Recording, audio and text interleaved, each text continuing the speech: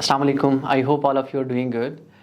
From today, inshallah, we are beginning the journey of learning tenses. As you know, tenses are really important in our English because these are giving us the formation of a sentence, right?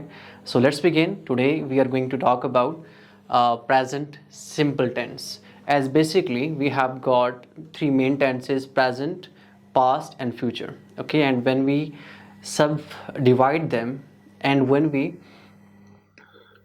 basically, we have got three tenses: present, past, and future. And when we make their subtypes, so we get 12 tenses in series, okay? Present simple tense, present continuous tense, present perfect tense, and present perfect continuous tense. And same case with past and future. So, inshallah, today we will be seeing present simple tense. Let's come with me. So, before getting here, I would like to mention one more thing. As we used to learn these tenses with a traditional way, mean अगर किसी उर्दू जुमले के आखिर में चुका है, चुकी है, रहा है, रही है, ता है, ती है, ऐसा कुछ आ जाए, तो that will be our that tense. But that was just to the extent of maybe passing our exam or something like that. But if you are supposed to speak English as a language, तो उसके लिए आपको English में ही रह के सीखनी पड़ती है, ना कि you are actually trying to translate your Urdu to English और English to Urdu. It's kind of hard. Okay, जब हम इंग्लिश बोलना चाहते हैं और हमारा इन्वायरमेंट उर्दू का है, राइट, लर्निंग इन्वायरमेंट होता है, तो जब हमारा इन्वायरमेंट ही उर्दू का है तो how can we learn English? ठीक है, तो उसके लिए क्या है, I just wrote these things down by my little research that I made from multiple platforms. तो मैं इस चीज़ पे आया हूँ कि हमने इसका यूज़ सीखना है, ना कि आइडेंटिफिकेशन सीखनी है एक टेंस की. यूज़ कि हमने इसे कैसे यूटिलाइज करना है अपनी इंग्लिश में. So let's come here now. In this tense, we talk about the actions that happen regularly, like on regular basis, habitually. जो काम करने के हम आदी होते हैं, repetitively mean the actions that we repeat over and over. ठीक है, नॉर्मली हम अपनी ज़िंदगी में काफ़ी सारी ऐसी चीज़ें जिन्हें हम रिपीट कर रहे होते हैं. ठीक है, जैसे I play cricket, they come with me और एनीथिंग. ठीक है, अच्छा, नेक्स्ट है आपका यूनिवर्सल ट्रूथ्स. तो जो आपके यूनिवर्सल ट्रूथ्स होते हैं, these are also we take them in present simple tense. ठीक है, तो it was our basic understanding of this tense कि हम इसे कैसे यूटिलाइज कर सकते हैं और हमें कैसे पता चलेगा कि ये टेंस हम कैसे यूज़ करें असल में. ठीक है, तो by this statement we just go to now कि how to use this tense in our real English as a language, not as a subject actually. अच्छा, तो next thing is structure formula for present simple tense. So by this statement we got to know how to use this tense in English. And because like when we are getting the statement, the use of something, because earlier we used to learn as identification अगर उर्दू जुमले के आखिर में ये आ जाए, लेकिन right now we are trying to learn कि आपने इसे यूटिलाइज कैसे करना है. ठीक है, तो in this tense we talk about the actions. हम इस टेंस में उन एक्शंस की बात करते हैं जो कि होते हैं हैपन रेगुलरली, रेगुलर बेसिस पे होते हैं, हैबिचुअली, रिपीटेटिवली और यूनिवर्सल ट्रूथ्स. इन तमाम को हम इस प्रेजेंट सिंपल टेंस में यूटिलाइज करते हैं, या प्रेजेंट सिंपल टेंस है ही असल में इनके बारे में. Understand? Okay, the next thing is structure formula for present simple sentence. As you know, basically when we are talking about our tenses, so we go through with the 4 type of sentences. आपका एक simple होता है जिसे हम positive sentence कहते हैं. The second is your negative sentence. Negative में like when we use not there. ठीक है, नेगेटिव हो गया. The third is interrogative sentence कि जिसमें हम कोई क्वेश्चन करते हैं. And the fourth is interrogative plus negative sentence जिसमें हम क्वेश्चन भी कर रहे हैं and then we are also saying no, mean नहीं भी कह रहे हैं और क्वेश्चन भी कर रहे हैं. तो वो हमारा लाइक 4 टाइप्स असल में बन जाती हैं. Okay, so first of all we will begin with the simple sentence. इसका फार्मूला क्या है? फार्मूला असल में क्या है? वी गेट टू नो कि आपने सब्जेक्ट, ऑब्जेक्ट, हेल्पिंग वर्ब और इन चीज़ों का यूज़ कैसे करना है, कैसे आपने एक सेंटेंस फॉर्मेशन बनानी है. फर्स्ट में आपने क्या लगाना है, सेकंड पे, थर्ड पे एंड फोर्थ, व्हाटएवर. ठीक है, तो खैर हम यहाँ पे देख रहे हैं सब्जेक्ट. फर्स्ट ऑफ ऑल ये give me a moment.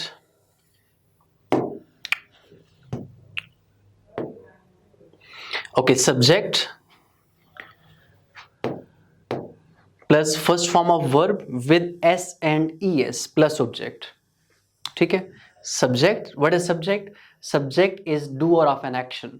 Subject वो होता है कि जो कोई काम कर रहा होता है, जैसे हम उर्दू में फाइल बोलते हैं, काम करने वाला, ठीक है। Then first form of verb, यानी कि जो आपका वर्ब है, जो आपका एक्शन है, उसकी पहली फॉर्म लगनी है with S and E S. With S and E S से मुराद ये है कि आपने वर्ब की पहली फॉर्म के साथ एस और ई एस का इजाफा करना होता है एडिशनली, ठीक है। And then at the end we have got our object. Object क्या होता है? जो कि आपके एक्शन को रिसीव कर रहा होता है। जैसे I go to school, I subject, school जहां पे जा रहे हैं, that is your object. Understand? So let's move on. Okay, validation of S and E S rule के ये एस और ई एस का रूल वैलिड कैसे होता है, इसके लिए हमारे पास दो कंडीशंस होती हैं। There are two conditions by which S and E S rule gets valid, ठीक है। इसकी वैलिडिटी हमें कैसे पता चलती है? इन कंडीशंस की बेसिस पे आपकी फर्स्ट कंडीशन है sentence must be present simple. आपका जो जुमला है वो प्रेजेंट सिंपल होना चाहिए, ना कि नेगेटिव हो, ना कि इंटरोगेटिव हो, ना कि नेगेटिव इंटरोगेटिव हो, ठीक है।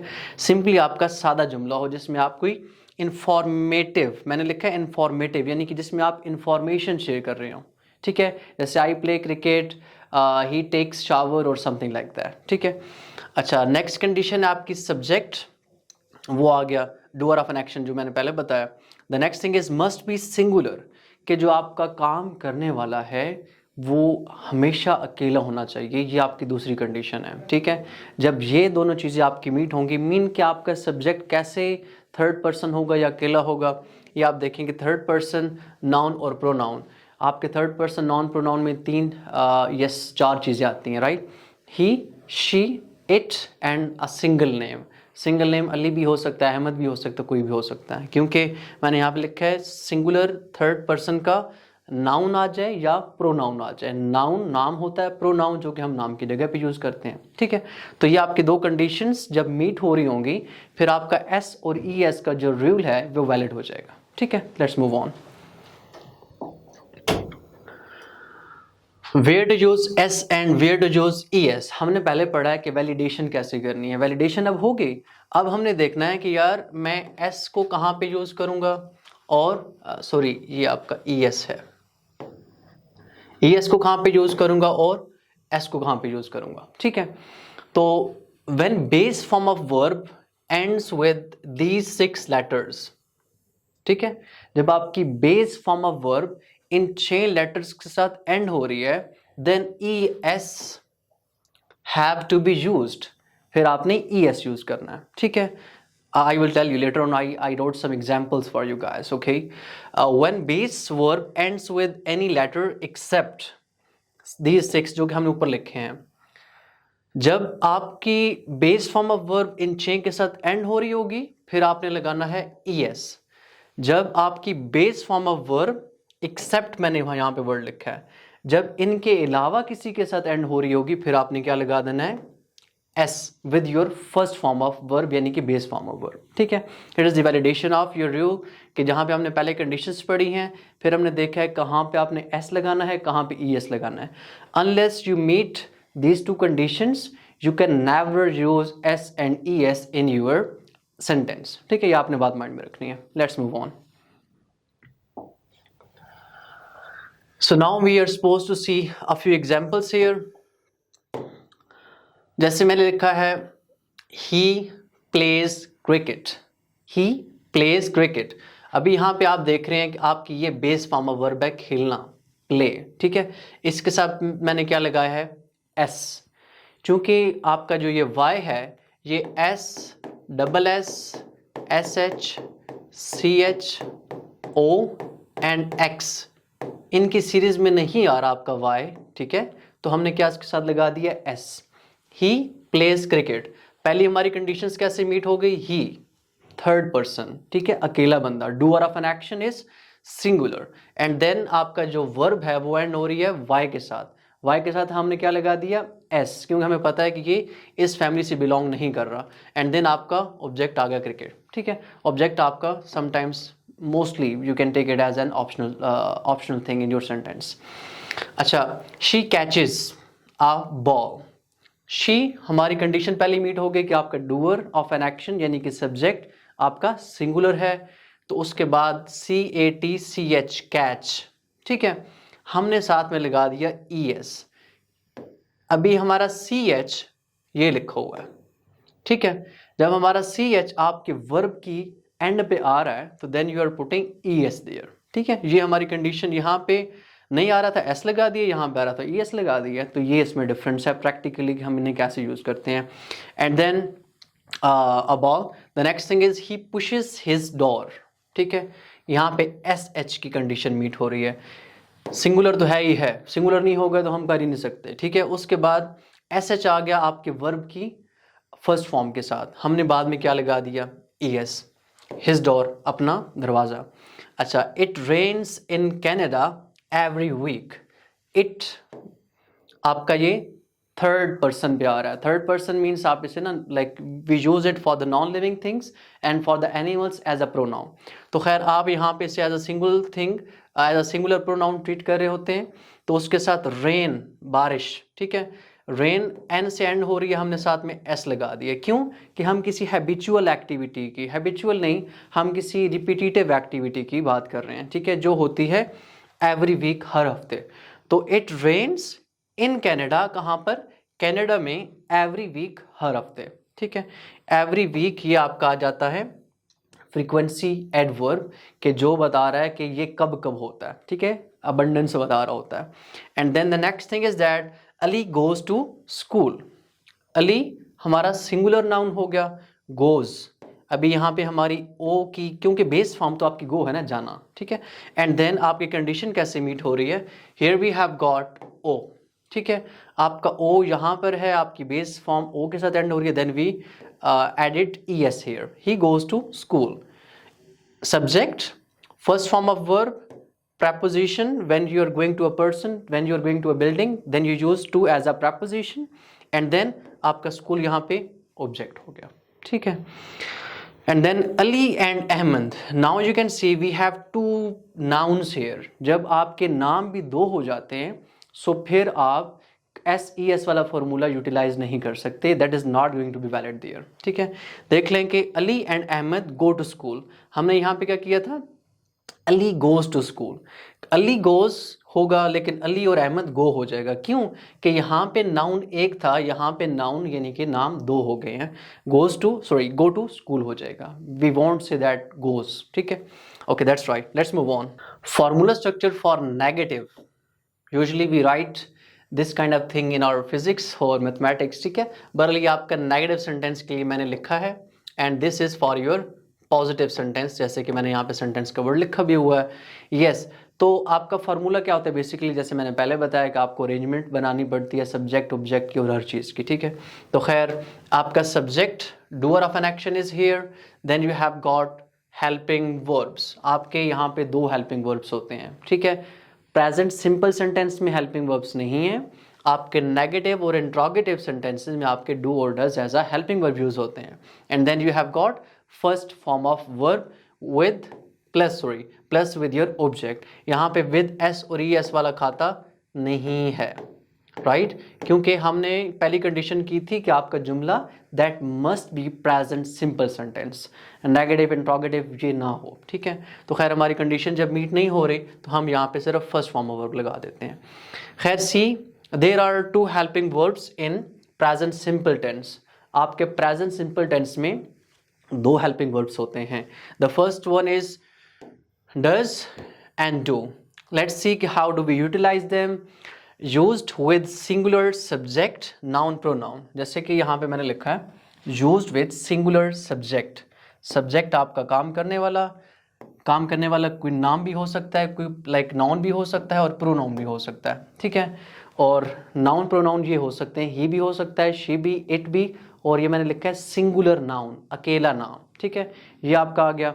एंड देन इट मीन्स कि वी गॉट टू नाउ कि आपने does as a helping verb आपने यूज करना है सिंगुलर स्टफ के साथ, यानी he, she, it and singular name के साथ। Then the second thing is that do.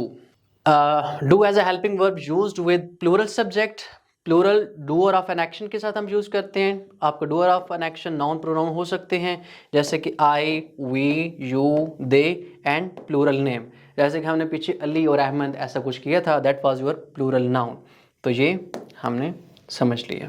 Understand? So these were your two helping words that we understood कि आपने किसके साथ कौन से लगाना है, किस नाउन के साथ सिंगुलर के साथ क्या लगाना है, प्लूरल के साथ क्या लगाना है। ठीक है, so now see the examples of negative sentences. ठीक है, he does not eat food, he singular, हमने हेल्पिंग वर्ब क्या यूज कर लिया, डज नॉट। फिर हमने क्या कहा, ईट, हमने कोई SES नहीं लगाया। ठीक है, क्यों नहीं लगाया, बिकॉज वी नो दैट कि डज नॉट आ रहा है तो आपका ये नेगेटिव है, तो नेगेटिव में तो हमारा SES का कानून वैलिड ही नहीं है। खैर, फूड आपका यहाँ पे ऑब्जेक्ट आ गया। They do not play cricket. ठीक है, दे डू नॉट, अभी दे था, यहाँ पे ही है आपका तो डज नॉट आ गया, दे है तो आपका डू नॉट आ गया as a helping verb, play cricket. And then I को भी एज अ प्लूरल प्रोनाउन आप ट्रीट करते हो। ठीक है, I do not learn English, यहाँ पे लर्न्स इंग्लिश नहीं करना, आपने सिर्फ I do not learn English करना है, क्योंकि हेल्पिंग वर्ब आपका डू नॉट ऑलरेडी आ गया, तो हमें इससे पता चला कि your this sentence is not a simple sentence. ठीक है, ये आपका नेगेटिव सेंटेंस हो गया, learn English.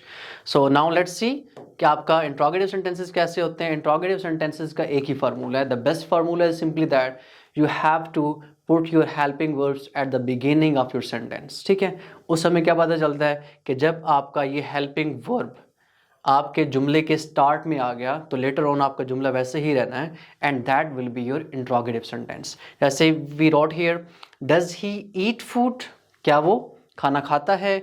Do they play cricket, क्या वो क्रिकेट खेलते हैं। डू आई लर्न इंग्लिश, इन्हीं को मैंने उठा के बना दिया अपना इंट्रोगेटिव सेंटेंस। अंडरस्टैंड? तो जब आप चाहते हैं कि I want to make interrogative plus negative, आपने सिंपली हेल्पिंग वर्ब फिर आपके दो बन जाते हैं ना, यानी कि डू नॉट हो जाएगा, आपने डू भी लगाना है और डज भी लगाना है। तो आप क्या करेंगे कि ये जो डज है या जो डू है ये आप स्टार्ट में लगा देंगे अपने सब्जेक्ट के, और जो नॉट है ये आप अपने फौरन यहाँ पे लगा देंगे। अभी ये आपके नेगेटिव प्लस इंट्रोगेटिव सेंटेंस बन गए हैं। Does he not eat food, do they not play cricket, do I not learn English. In this sentence you are asking a question as well as you are making a negative situation here. So that was all about our today's tense. I hope you guys learned the way of my teaching, and I hope you're going to appreciate it. So if I made any mistakes, so I really apologize for that, because we all are perfectly imperfect. Thank you so much.